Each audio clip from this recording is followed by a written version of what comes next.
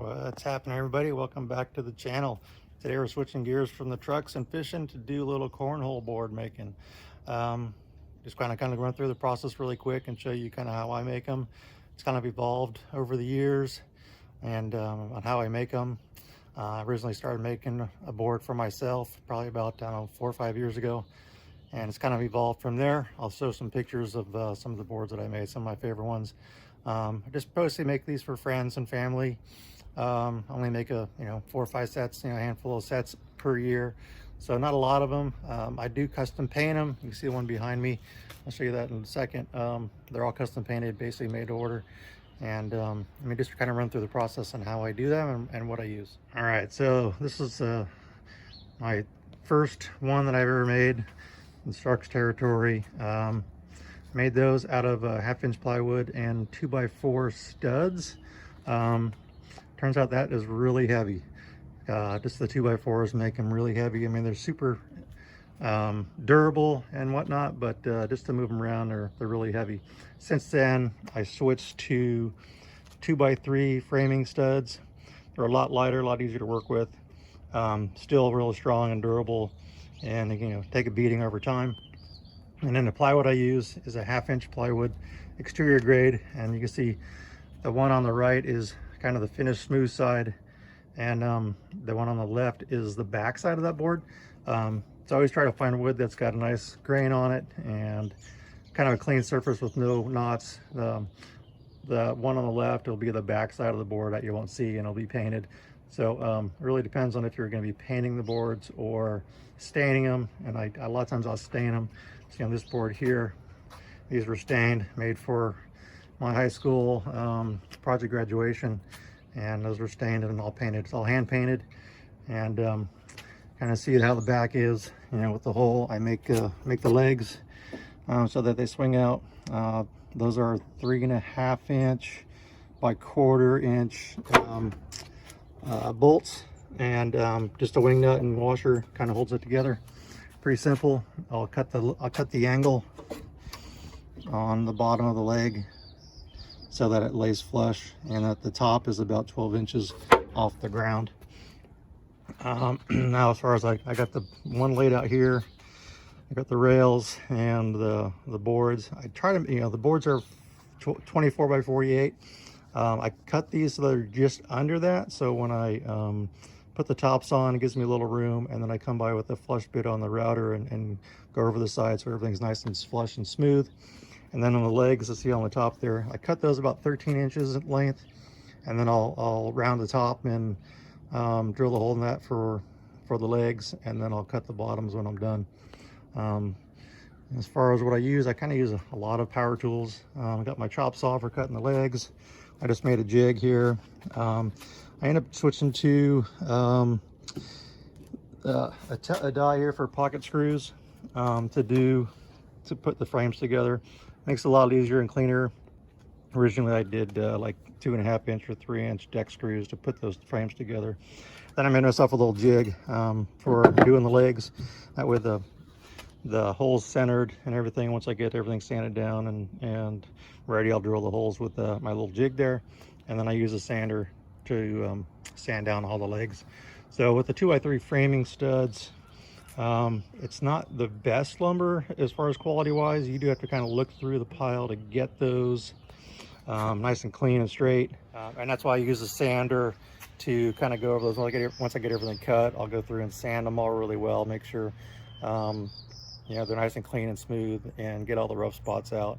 So the 2x3s, like I said, they're a lot easier to work with.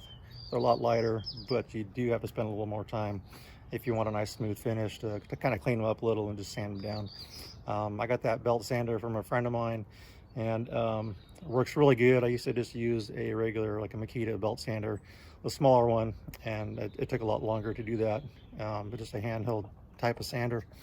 So that's kind of the process, and I'll get a little bit more into that as far as when I put the tops on. I used to screw them down and then sand and putty and everything with it like that so that they're hidden, but now I just use my brad nailer and glue and put it together that way. It's a lot quicker and faster to put the tops on once everything is the frames are all screwed together and such. that's kind of the first part of it. I'll show a little bit more as I get farther along in the process. All right, so now that I got everything sanded, and now I just gotta take the legs here and I cut the tops.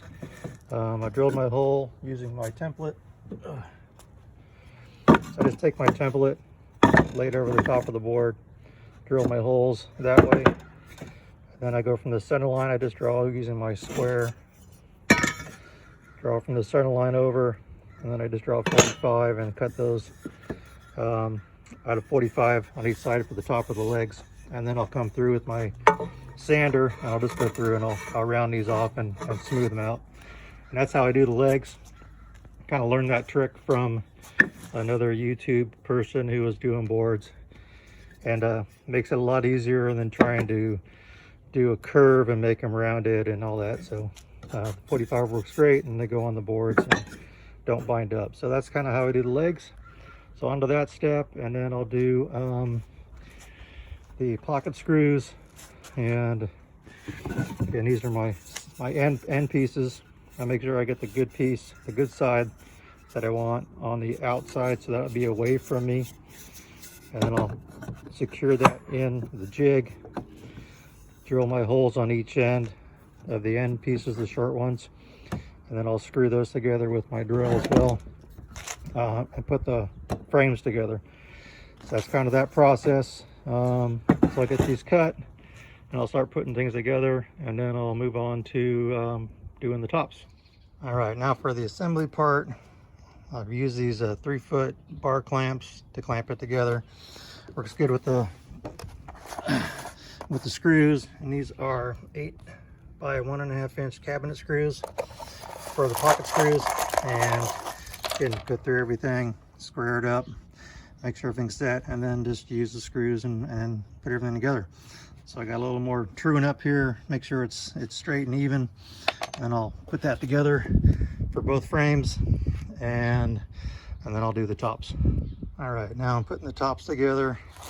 I put a bead of glue down between the frame and the top board, and then I'm using 18 gauge. You can see the 18 gauge by 1.25 inch brad nailers in my little brad nailer gun. And then I do the corner. I get it all centered, make sure I got a little bit extra room around the edges, because the board's 24 by 48, and I try to make the frame just a tad smaller so I can use the router to kind of clean up the edges. So I'll do one corner, make sure it's square, do the opposite corner, and then do the other 2 corners. And then I'll go through and I'll put in brad nails all around. I always want to test your nails on a piece of scrap wood, make sure they're going flush down to the board, and that seems to hold them pretty good. I'll probably put like 3 across the bottom and top, and then I don't know, there's several that go every 4 to 5 inches or so. I'll put a brad nailer. So that's that, and then I will do the legs and then cut the hole with I have a 6-inch hole saw that I use to cut the holes, and that's always a chore doing that, but that's the process, and onward and upward. All right, next step, got the tops on, they're all glued, brad nailed.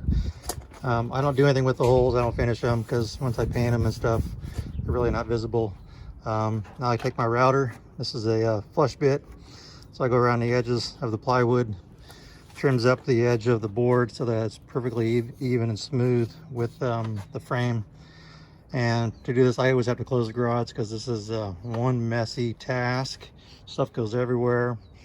Earplugs, face mask, safety glasses, the works. So that's next. Quick and easy. See how the edges come out nice and smooth and straight, even. So that's why I use the router.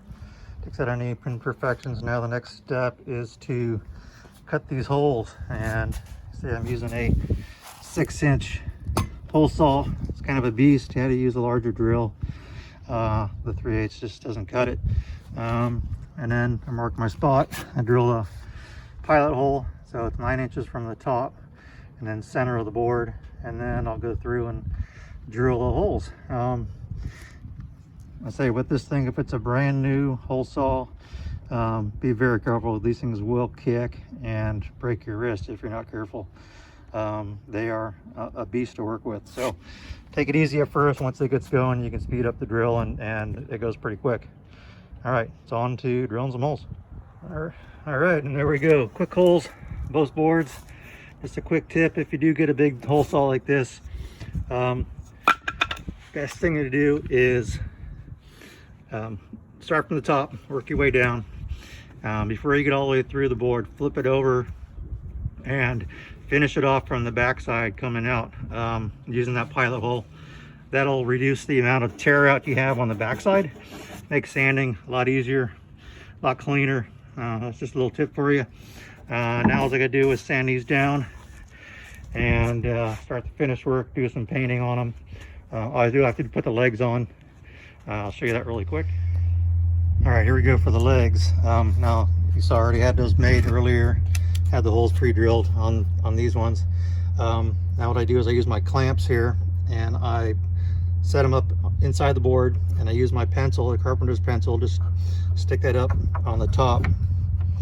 Gives me that little spacer, and I use that for all of them. Make sure it's in there, and that way when you turn the legs up, I'll show you on this other one here. See, I got that gap on there, so that way when you turn them up, they don't bind up on the top, and it gives you plenty of room. It gives you a nice angle on there. And then they're, like I said, 1/4-inch carriage bolts. And then I'll just take I take a center punch, but my center punch is a little bit too big, so I just use a screw or a drill bit or something, stick it in there, mark my hole, take those off and drill them. I do go up in size on my drill bit. And instead of using a 1/4 inch, I'll just go up. I think it's 11/64, so just go up one size. Drill that. That gives me a little wiggle room.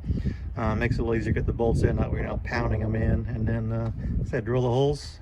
Legs are on there, and then ready for paint. Ready for sanding and paint. And that's it. One more quick tip with the legs. Once you get them on there and you mark them where they're going, due to any imperfections in the wood or the hole alignment, you want to make sure you keep those legs in the same spot and not use one leg for all of them. I like to mark them, you know, L1, R1, right and left, and then I'll mark this board 1, and then the other one I'll mark 2 and go L2 and R2 on the legs. That way I try to keep them straight. And then when it comes to painting, I'll probably transfer that to the bottom. And I'll show you how I do the legs really quick.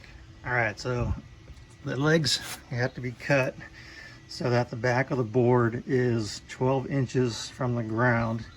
And so what I do is I put some paint cans underneath it. I kind of get it set, and I put my level even with the on the floor next to the leg, and then I'll go through and I'll adjust the paint cans until I get the right height from the top of the level to the top of the board. So it's 12 inches. And I'll take my pencil and I'll mark the board, and I'll do that to each leg, and then go on the miter saw and cut those to fit so they're exact fit. That way when it sits down on the ground, it's nice and level and doesn't wobble. Just to make sure that you're on a nice flat surface. The board is not wobbling to begin with, and you know, a gallon paint can, and then I got a little pint can there, or maybe a block of wood or whatever you want to use, but you can move that can forward and backwards to lift the board, you know, a little by little. And then once the legs are cut, again, that's why you got to keep them, keep the legs where they go and not move them around, because they're made to fit and made so that the boards don't wobble. And so that's the whole process. Again, I'll put some boards up. Right, so that's the process of making the cornhole boards from start to finish. I usually do 2 sets at a time, but then I'm just doing the one. The boards go pretty quick in making. Again, you can do some shortcuts. You can cut the hole with a jig saw if you want. That's what I did originally until I bought the hole saw. And then you can use nails and screws or whatever you want to put them together. But it's kind of the process I use. It's kind of evolved over the last few years in making them. Mostly I make them for friends and family, you know, for wedding presents. A lot of people want them for their wedding now, so they're made specifically for that couple for their wedding day. And Christmas presents and whatnot. Like I said, I only do a few pairs a year, and the building is not too bad, but painting, like I said, they're custom paint jobs made specifically for the individual that requested them. So it's always different. They're always unique. And like I said, I'll throw some pictures up of some of the boards that I've done in the past. And the painting process takes probably about a week or so. I have to take over the kitchen and paint the boards. Everything is at least 2 coats, sometimes 3, depending on the paint. And then these ones will be done in the next week or so. And then I gotta take them down to Anaheim with me for my wife's cousin who requested these ones. So hope you enjoyed that quick process on making cornhole boards. If you have any questions, let me know. Thanks for watching, and again, like and subscribe, and we'll see you next time.